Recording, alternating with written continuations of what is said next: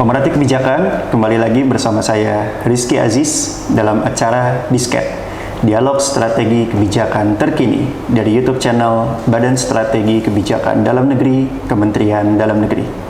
Pada episode kali ini kita akan berdiskusi dengan seorang jurnalis, insan pers, Mbak Elita Tarigan dari The Editor. Selamat datang Mbak di studio BSKDN. Terima kasih atas waktu dan kesempatan yang sudah diberikan kepada kita. Ya.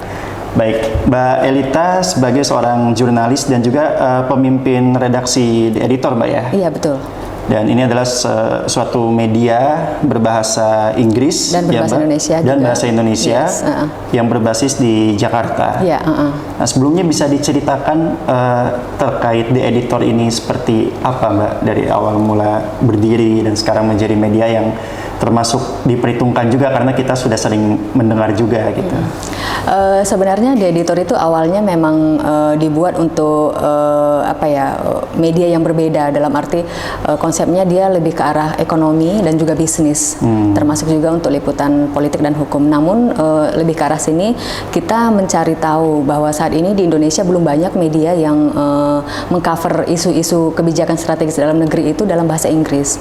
Sementara banyak investor di luar negeri dan juga di seluruh dunia dalam pada umumnya ingin tahu lebih banyak tentang iklim investasi di Indonesia. Dan setelah kita coba buat, ternyata memang menarik ya.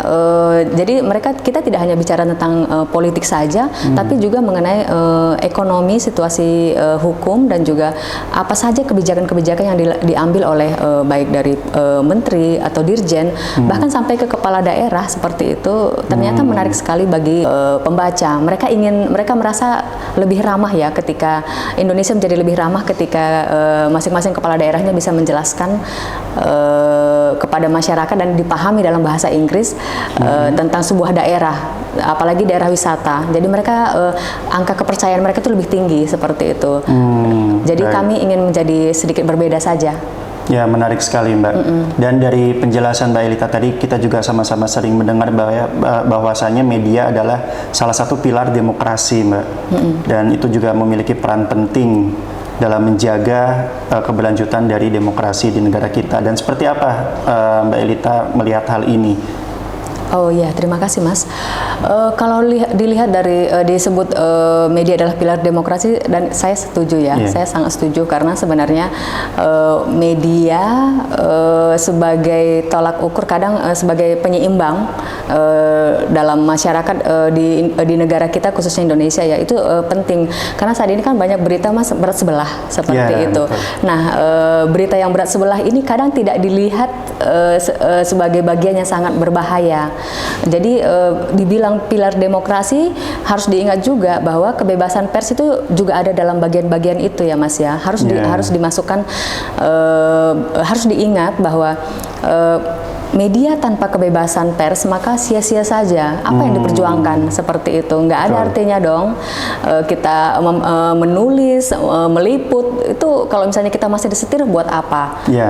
Kalau pun kita juga sadar kok Mas gitu, bila kita terlalu sering mengekspos segala hal yang itu saja, artinya tentang tokoh A atau tokoh B secara intens dan melebihi kapasitas seharusnya. KPU sendiri kan sudah membatasi aturan ya untuk berita-berita politik di tahun pemilu 2024 nanti sesuai dengan porsinya. Tapi bila kita terlalu mengekspos berlebihan, itu juga menjadi kesalahan begitu Mas. Jadi pilar demokrasi dibilang ya betul-betul. Jadi harus dilihat secara dilihat secara umum, harus dilihat dalam skala besar seperti itu.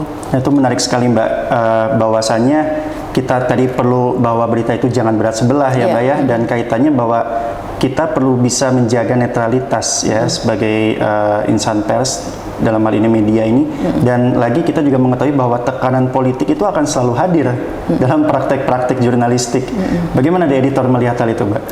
Iya, menarik sekali ya Mas ya, karena sebenarnya kalau media tidak netral susah ya, tapi untuk menjadi netral itu kata orang sulit, tapi saya rasa tidak ya. Selama media itu independen, maka dia tidak akan pernah tergerus dalam Arus pusaran politik ya, seperti ya, itu. ya, ya. Jadi wajar sekali ketika banyak masyarakat yang sangat skeptis dengan media-media yang diatur oleh Ya. beberapa politisi tertentu dan atau beberapa kepentingan bisnis tertentu.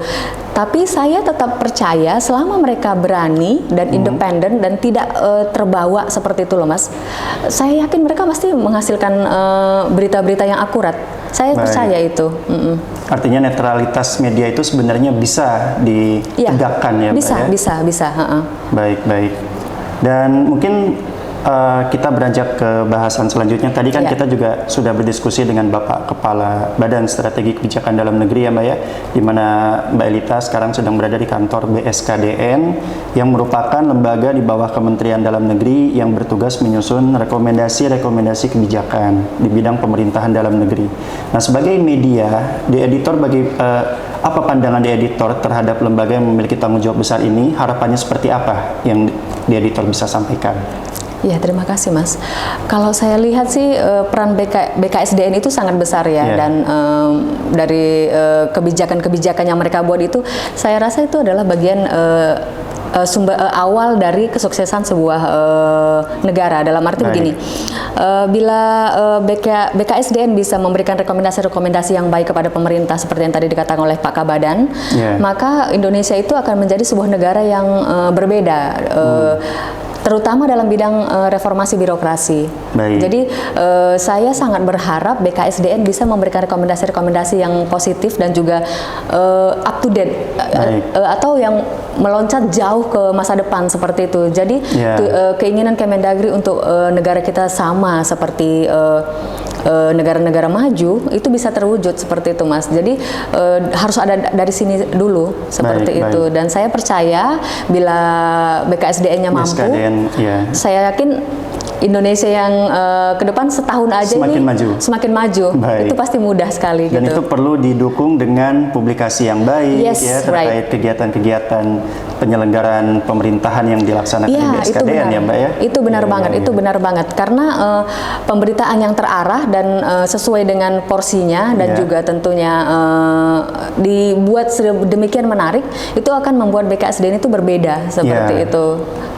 Terlihat sekali apa yang mereka kerjakan karena istimewa sekali. Ya, ditambah kita ada rencana kerjasama di mana bahwa kalau misalnya di editor masuk akan ada berita-berita berbahasa Inggris ya Mbak. Tentu nanti kan pembacanya lebih mengglobal dan lintas negara tentunya ya. Iya tentu, karena kami melihat BKSDN ini bukan hanya sekedar lembaga di bawah Kementerian Dalam Negeri yang biasa ya, mereka sangat istimewa.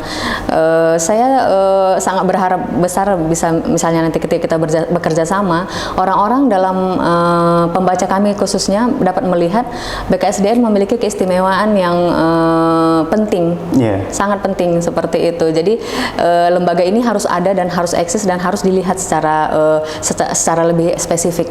Baik, menarik sekali. Terima kasih Mbak Elita Tarigan dari The Editor. Semoga kita bisa berdiskusi lagi di lain kesempatan. Terima kasih Mbak, Mas. Terima kasih. Baik pemerhati kebijakan, demikian Disket Dialog Strategi Kebijakan Terkini dari Badan Strategi Kebijakan Dalam Negeri Kementerian Dalam Negeri. Bersama saya Rizky Aziz, saya undur diri dan sampai jumpa di episode selanjutnya. Terima kasih.